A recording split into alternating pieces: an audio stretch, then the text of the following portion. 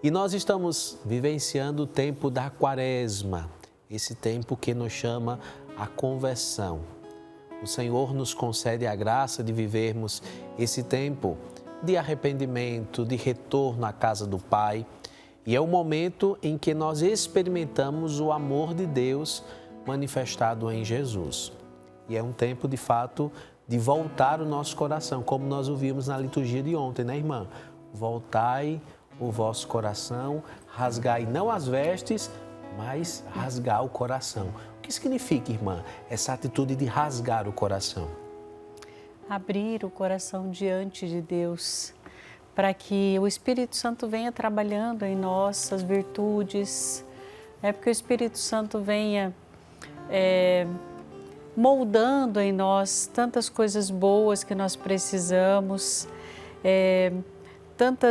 esse homem velho que o Senhor dizia hoje de manhã, essa mulher velha, que ela realmente tem a força de morrer para que ressuscite uma mulher nova, um homem novo, renovado por Deus, né? É verdade. E a igreja, então, nos convida, né, nos orienta a praticar 3 passos fundamentais nesse tempo de reflexão e mudança. É a oração, o jejum e a esmola. E é sobre essas atitudes quaresmais que eu vou agora conversar com o Frei Jacir de Freitas, ele que é doutor em teologia bíblica. Bom dia, Frei Jacir. Bom dia, Padre Doilson. Bom dia a todos que nos acompanham por esse Brasil afora no programa Família de Amor. Que graça, que bom. Que graça do Pai Eterno termos a oportunidade de estarmos aqui hoje e poder refletir sobre essas virtudes tão importantes e fundamentais nesse tempo. Eu começo lhe perguntando o seguinte: a oração, o jejum e a esmola são os pilares da prática quaresmal. Como nós podemos compreender esses 3 elementos de forma mais profunda, não apenas como deveres, mas como meios que nos aproximam de Deus? Bom, então nós devemos compreender que a Quaresma é o tempo de criar novas relações, é o tempo de cuidar das relações com Deus, com o ser humano, com a vida, com a história de cada um de nós.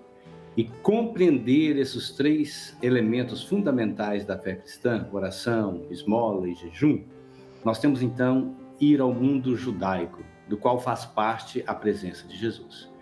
Então, a fé judaica, baseada em Deuteronômio 6, 4-9, diz assim: amarás o Senhor teu Deus com todo o teu coração, com todo o teu ser e com todas as tuas posses. Esse é o credo de fé apostólico, o credo de fé judaico.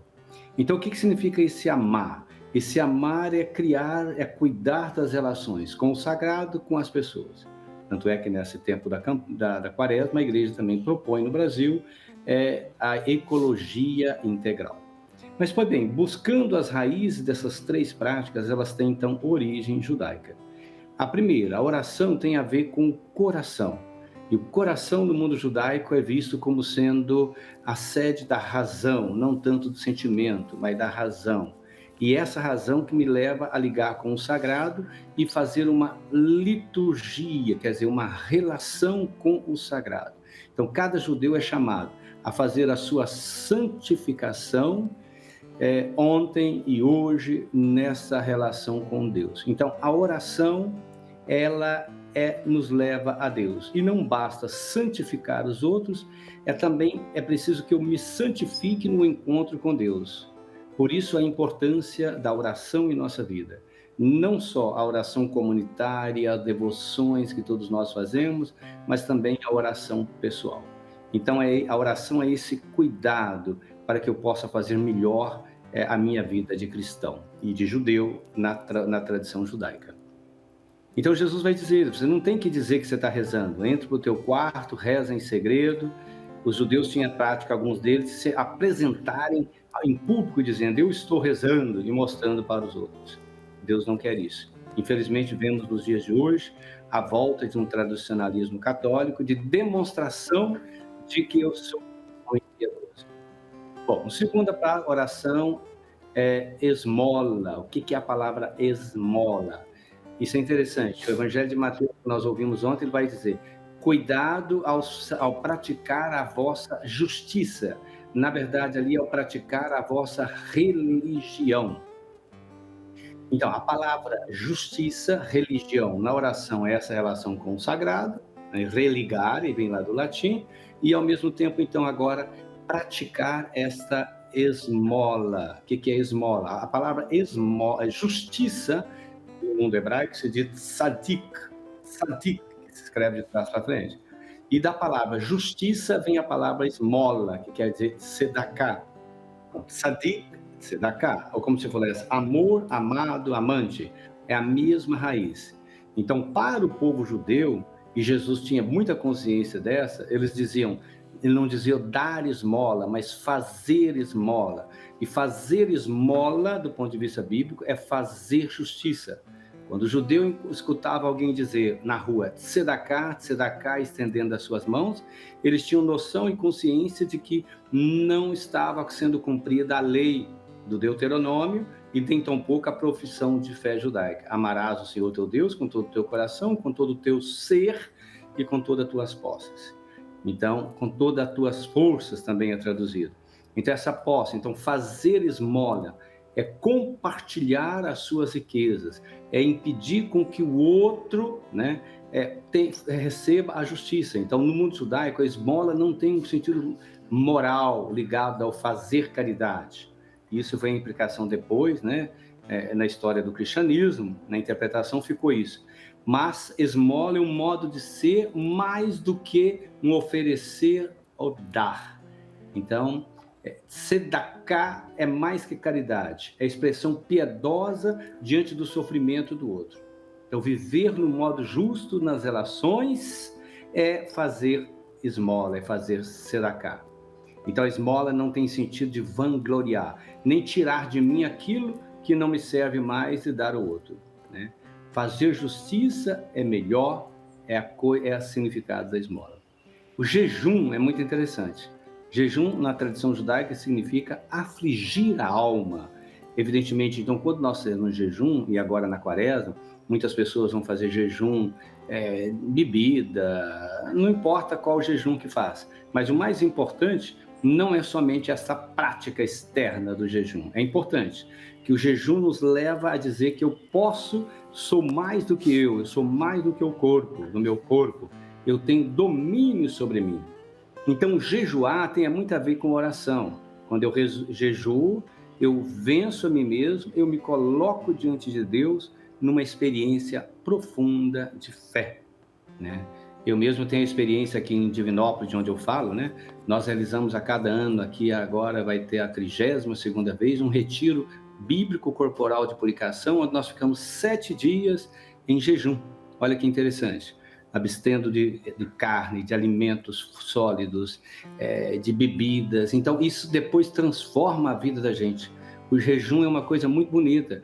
Ele nos dá vida, ele nos transforma, né? Nós vamos fazer essa experiência agora de 25 a 31 de julho próximo, aqui na nossa casa de retiro dos franciscanos em Divinópolis.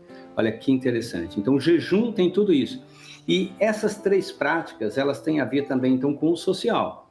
Por isso que a Igreja Católica, há mais de 60 anos, propõe a cada ano na quaresma a busca de uma reflexão social que nos leva também a rezar, a fazer esmola e a jejuar a partir dela. Isto é, a rezar, repensar a nossa relação com a questão social, a fazer justiça em relação a ela, né? E contribuir para que seja mudada a nossa realidade.